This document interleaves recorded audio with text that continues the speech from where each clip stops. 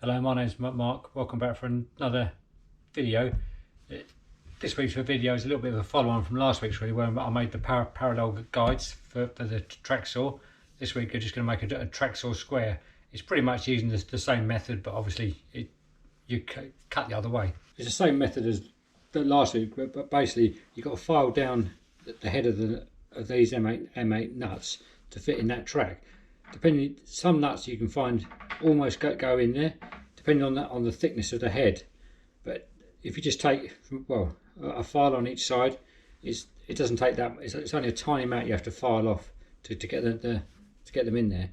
Before I go further in this video, we'll just say, obviously, it's a basic square. It's dead quick, dead simple, and dead cheap to make.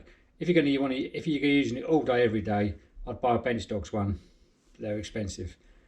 Or if you just want to use it occasionally, or you're a bit tight, this is a great idea. You can get a basic square or you can cut square on your track, but for sort of something you can put together in probably half an hour, and won't really cost you anything. But those Bench Dog ones are really nice. But yeah, if you're on a budget, this is ideal.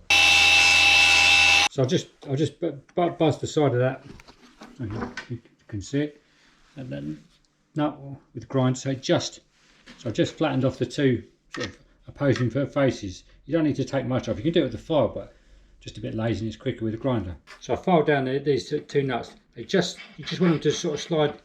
I'll get my fingers away the camera. So they just slide up and down. But obviously you don't want too much sideways play, because that's going to make it harder to get them square. But if you just take a little bit of time, they're going pretty. But you're gonna tighten it down. So you want a little tiny bit of play. Otherwise you don't want to damage your track sliding them in. But just don't make them really sloppy, as it were. Yeah. So get by just an off cut. What I'll do, make sure obviously the edge is square. That you're going to use for the square edges were. Doesn't really make much sense, does it? But obviously you're going to push it against the edge of the sheet or piece of wood you're going to cut. So you need a square edge, and then get yourself a square line across. Now you've got to drill two holes for those bolts to come through. So obviously the more accurate you can drill them, the easier it is going to be to square up in a minute. So they're 8mm bolt, so an 8mm hole, 8.5mm hole will be fine. But try and get them square on the line. You want sort of what sort of about 20mm in from each edge, just roughly, depending on the size of the piece of wood you're using. But so they're at least sort of 100mm apart to give yourself stop it twisting. Okay, I'll drill the holes now. I've set it up in the pillar drill, actually, because I want to try and drill them as square as possible. And if you haven't got a pillar drill, you can do it by hand. It's just trying to get the holes as square as possible. I've also just put a little just use a bradawl to make two little sort of tiny little holes to start the drill, so it sort of, no, it shouldn't really skid in the pillar drill, but just easy to line it up to get them roughly in the right place.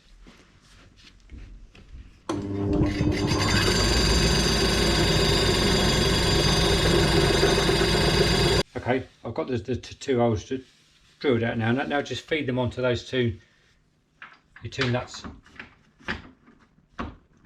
in there.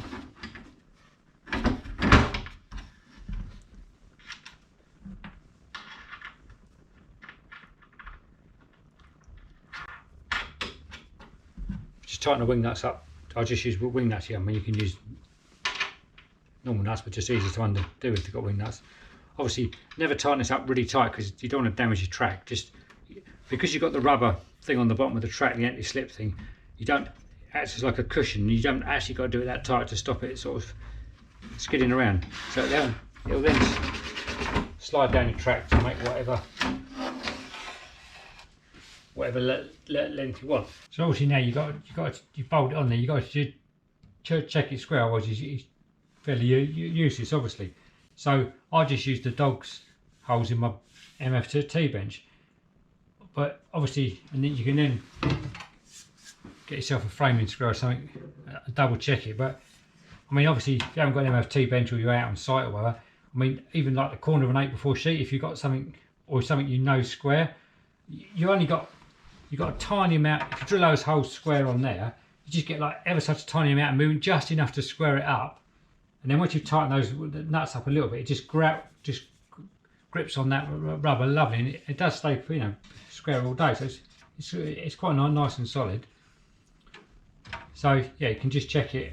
Obviously, you know, get a framing square or something you know square.